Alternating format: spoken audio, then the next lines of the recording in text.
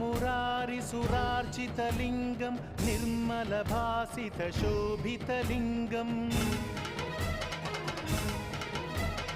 जन्मज दुःखविनाशकलिङ्गं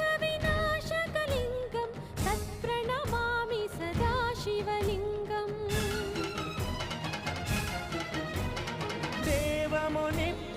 देवमुनिप्रवरार्चितलिङ्गं कामदहनकरुणाकरलिङ्गं रावणदर्पविनाशकलिङ्गं तत्प्रणमामि सदा शिवलिङ्गम् सर्वसुगन्धसुलेपितलिङ्गं बुद्धिविवर्धनकारणलिङ्गम्